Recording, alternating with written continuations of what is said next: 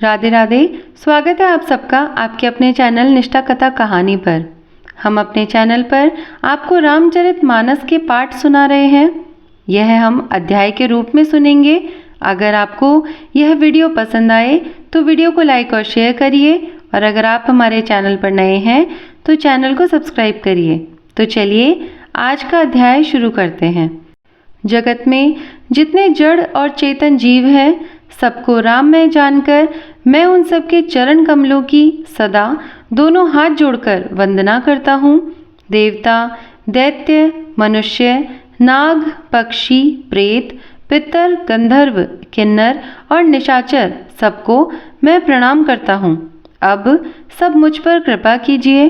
84 लाख योनियों में 4 प्रकार के जीव जल, पृथ्वी और आकाश में रहते हैं। उन सब से भरे हुए इस सारे जगत को श्री सीताराम में जानकर मैं दोनों हाथ जोड़कर प्रणाम करता हूँ।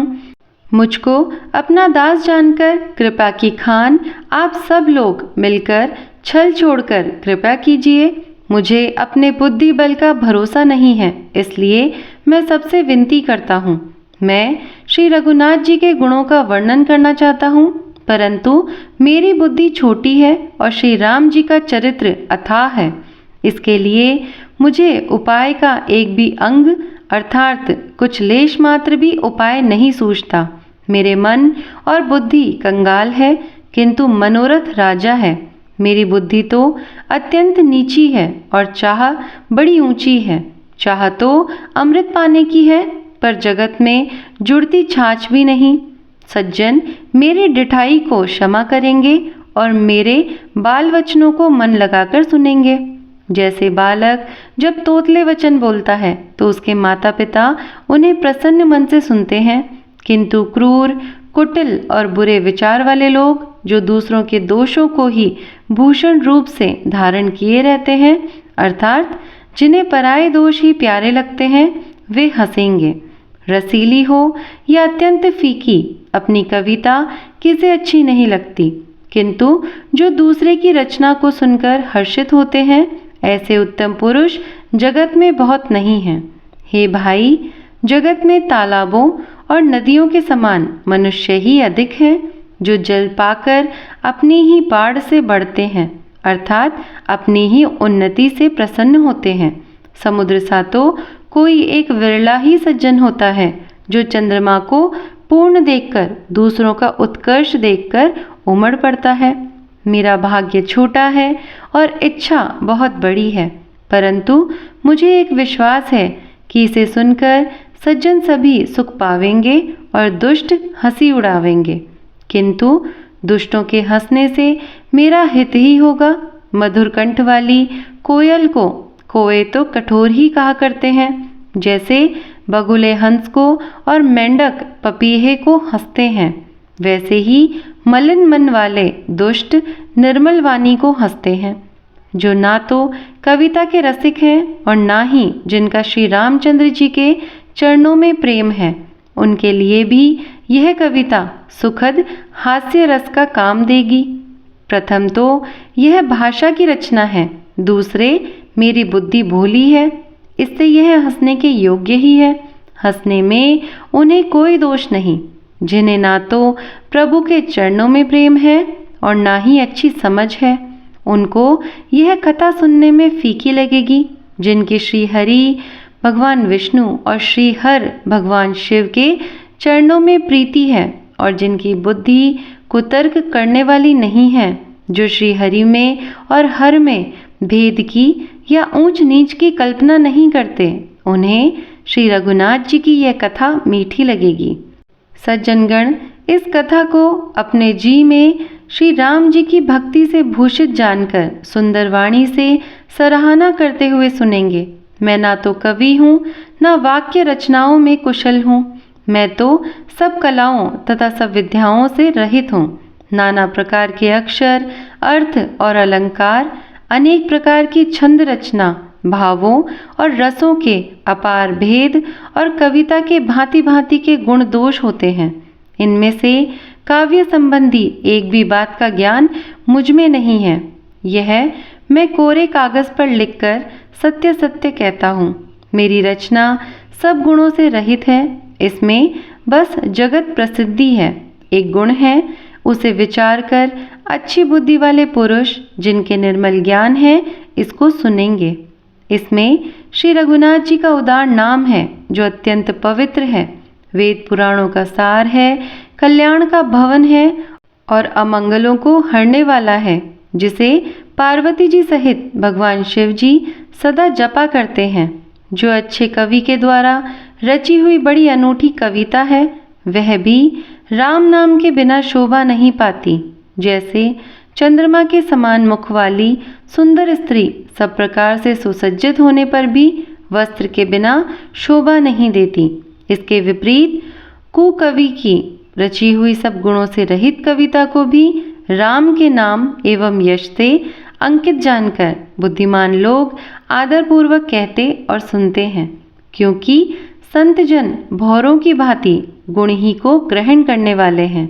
यद्यपि मेरी इस रचना में कविता का एक भी रस नहीं है, तथापि इसमें श्री राम जी का प्रताप प्रकट है। मेरे मन में यही एक भरोसा है, भले संग से भला किसने बड़प्पन नहीं पाया। धुआं भी अगर के संग से सुगंधित होकर अपने स्वाभाविक कड़वेपन को छोड़ देता है। मेरी कविता अवश्य भद्दी है, परंतु इसमें जगत का कल्याण करने वाली राम कथा रूपी उत्तम वस्तु का वर्णन किया गया है। इससे यह भी अच्छी ही समझी जाएगी। तुलसीदास जी कहते हैं कि श्री रघुनाथ जी की कथा कल्याण करने वाली और कलयुग के पापों को हरने वाली है। मेरी इस भद्दी कविता रूपी नदी की चाल पवित्र जल वाली नदी गंगा जी की चाल की भांति टेढ़ी है, परंतु श्री रघुनाथ जी के सुंदर यश के संगम से यह कविता सुंदर तथा सज्जनों के मन को भाने वाली हो जाएगी। शमशान की अपवित्र राख भी श्री महादेव जी के अंग से संग से सुहावनी लगती है और स्मरण करते ही पवित्र करने वाली होती है। श्री राम जी के यश के संग से मेरी कविता सभी को अत्यंत प्रिय लगेगी। जैसे मलय पर्वत के संग से काष्ठ मात्र चंदन बनकर वंदनीय हो जाता है, फिर क्या कोई काठ की तुच्छता का विचार करता है? शाम गौ काली होने पर भी उसका दूध उज्जवल और बहुत गुणकारी होता है, यही समझकर सब लोग उसे पीते हैं। इसी तरह गवारू भाषा में होने पर भी श्री सीताराम जी के यश को बुद्धिमान लोग बड़े चाव से गाते और सुनते हैं। मणि, माणिक और मोती की जैसी सुंदर छवि है, वह सांप, पर्वत और हाथी के मस्तक पर वैसी शोभा नहीं पाती। राजा के मुकुट और नवयुवती स्त्री के शरीर को पाकर ही ये सब अधिक शोभा को प्राप्त हुए हैं। इसी तरह बुद्धिमान लोग कहते हैं कि सुकवि की कविता भी उत्पन्न और कहीं होती है और शोभा अन्यत्र कहीं पाती है, अर्थात कवि की वाणी से उत्पन्न हुई कविता वहाँ शोभा पाती है जहाँ उसका विचार, प्रचार तथा उसमें कथित आदर्श का ग्रहण और अनुसरण होता है। कवि के स्मरण करते ही उसकी भक्ति के कारण सरस्वती जी ब्रह्मलोक को छोड़कर दौड़ी आती है। सरस्वती जी की दौड़ी आने की वह थकावट रामचरित रूपी सरोवर में उन्हें नहलाए बिना दूसरे करोड़ों उपायों से भी दूर नहीं होती। कवि और पंडित अपने हृदय में ऐसा विचार कर कलयुग के पापों को हरने वाले श्री हरि के यश का गान करते हैं। संसारी मनुष्यों का गुणगान करने से सरस्वती जी सिर धुनकर पछताने लगती है कि मैं क्यों इनके बुलाने पर आई। बुद्धिमान लोग हृदय को समुद्र, बुद्धि को सीप और सरस्वती को स्वाति नक्षत्र के समान कहते हैं। इसमें यदि श्रेष्ठ विचार रूपी जल बरसता है तो मुक्तामणि के समान सुंदर कविता होती है। उन कविता रूपी मुक्तामणियों को युक्ति से भेद कर फिर रामचरित रूपी सुंदर तागे में पिरोकर सज्जन लोग अपने निर्मल हृदय में धारण करते हैं, जिससे अत्यंत अनुराग रूपी शोभा होती है। वे अत्यंतिक प्रेम को प्राप्त होते हैं। जो कराल कलयुग में जन्मे हैं, जिनकी करनी कोए के समान है और वेश हंस का सा है, जो वेद मार्ग को छोड़कर कुमार्ग पर चलते हैं, जो कपट की मूर्ति और कलयुग के पापों के भांडे हैं, जो श्री राम जी के भक्त कहलाकर लोगों को ठगते हैं, जो धन, लोभ, क्रोध और काम के गुलाम हैं और जो घींगा घींगी करने वाले हैं, धर्मध्वजी, धर्म की झूठी ध्वजा फहराने वाले दम्भी लोग और कपट के धंधों का बोझ ढोने वाले हैं। संसार में ऐसे लोगों में सबसे पहले मेरी गिनती है। यदि मैं अपने सब अवगुणों को कहने लगूं तो कथा बहुत बढ़ जाएगी और मैं पार नहीं पाऊंगा। इससे मैंने बहुत कम अवगुणों का वर्णन किया है। बुद्धिमान लोग थोड़े ही में समझ लेंगे। मेरी अनेकों प्रकार की विनती को समझकर कोई भी इस कथा को सुनकर दोष नहीं देगा। इतने पर भी जो शंका करेंगे वे तो मुझसे भी अधिक मूर्ख और बुद्धि के कंगाल हैं। मैं ना तो कवि हूँ ना चतुर कहलाता हूँ। अपनी बुद्धि के अनुसार श्री राम जी के गुण गाता हूँ। कहाँ तो श्री रघुनाथ जी के अपार चरित्र, कहाँ संसार में आसक्त मेरी बुद्धि। जिस हवा से सुमेरु जैसे पहाड़ उड़ जाते हैं, कहिए तो उनके सामने रुई किस गिनती में है। श्री राम जी की असीम प्रभुता को समझकर कथा रचने में मेरा मन बहुत हिचकता है। सरस्वती जी, शेष जी, शिव जी, ब्रह्मा जी, शास्त्र, वेद और पुराण, ये सब नेति नेति कहकर पार नहीं पाकर ऐसा नहीं कहते हुए सदा जिनका गुणगान किया करते हैं। यद्यपि प्रभु श्री रामचंद्र जी की प्रभुता को सब ऐसी अकथनीय ही जानते हैं, तथापि कहे बिना कोई नहीं रहा। इसमें वेद ने ऐसा कारण बताया है कि भजन का प्रभाव बहुत तरह से कहा गया है, अर्थात भगवान की महिमा का पूरा वर्णन तो कोई कर ही नहीं सकता, परंतु जिससे जितना बन पड़े उतना भगवान का गुणगान करना चाहिए, क्योंकि भगवान के गुणगान रूपी भजन का प्रभाव बहुत ही अनोखा है। उसका नाना प्रकार से शास्त्रों में वर्णन है। थोड़ा सा भी भगवान का भजन मनुष्य को सहज ही भवसागर से तार देता है। जो परमेश्वर एक है, जिनके कोई इच्छा नहीं है, जिनका कोई रूप और नाम नहीं है, जो अजन्मा सच्चिदानंद और परम धाम है, जो सब में व्यापक और विश्व रूप है, उन्हीं भगवान ने दिव्य शरीर धारण करके नाना प्रकार की लीला की है। वह लीला केवल भक्तों के हित के लिए ही है, क्योंकि भगवान परम कृपालु हैं और शरणागत के बड़े प्रेमी हैं, जिनकी भक्तों पर बड़ी ममता और कृपा है। जिन्होंने एक बार जिस पर कृपा कर दी उस पर फिर कभी क्रोध नहीं किया जाता। वे प्रभु श्री रघुनाथ जी गई हुई वस्तुओं को फिर प्राप्त करने वाले, गरीब नवाज, दीन बंधु, सरल स्वभाव, सर्वशक्तिमान और सबके स्वामी हैं। यही समझकर बुद्धिमान लोग उन श्री हरि का यश वर्णन करके अपनी वाणी को पवित्र और उत्तम फल, मोक्ष और दुर्लभ भगवत प्रेम देने वाली बनाते हैं। उसी बल से महिमा का यथार्थ वर्णन नहीं, परंतु महान फल देने वाला भजन समझकर भगवत कृपा के बल पर ही मैं श्री रामचंद्र जी के चरणों में सिर नवाकर श्री रघुनाथ जी के गुणों की कथा कहूँगा। इसी विचार से वाल्मीकि, व्यास आदि मुनियों ने पहले श्री हरि की कीर्ति गाई है। भाई, उसी मार्ग पर चलना मेरे लिए सुगम होगा। जो अत्यंत बड़ी श्रेष्ठ नदियां हैं, यदि राजा उन पर पुल बांध देता है तो अत्यंत छोटी चींटियां भी उन पर चढ़कर बिना ही परिश्रम के पार चली जाती है। इसी प्रकार मुनियों के वर्णन के सहारे मैं भी श्री रामचरित्र का वर्णन सहज ही कर सकूंगा। इस प्रकार मन को बल दिखलाकर मैं श्री रघुनाथ जी की सुहावनी कथा की रचना करूंगा। व्यास आदि जो अनेकों श्रेष्ठ कवि हो गए हैं, उन्होंने बड़े आदर से श्री हरि का सुयश वर्णन किया है। मैं उन सब श्रेष्ठ कवियों के चरण कमलों में प्रणाम करता हूँ। वे मेरे सब मनोरथों को पूरा करेंगे। कलयुग के भी उन कवियों को मैं प्रणाम करता हूँ जिन्होंने श्री रघुनाथ जी के गुण समूहों का वर्णन किया है। जो बड़े बुद्धिमान प्राकृत कवि हैं, जिन्होंने भाषा में हरि चरित्रों का वर्णन किया है। जो ऐसे कवि पहले हो चुके हैं, जो इस समय वर्तमान में है और जो आगे होंगे, उन सबको मैं सारा कपट त्याग कर प्रणाम करता हूँ। आप सब प्रसन्न होकर यह वरदान दीजिए कि साधु समाज में मेरी कविता का सम्मान हो, क्योंकि बुद्धिमान लोग जिस कविता का आदर नहीं करते, मूर्ख कवि ही उसकी रचना का व्यर्थ परिश्रम करते हैं। कीर्ति, कविता और संपत्ति वही उत्तम है जो गंगा जी की तरह सबका हित करने वाली हो। श्री रामचंद्र जी की कीर्ति तो बड़ी सुंदर, सबका अनंत कल्याण करने वाली है, परंतु मेरी कविता भद्दी है। यह असामंजस्य है, अर्थात इन दोनों का मेल नहीं मिलता, इसी की मुझे चिंता है।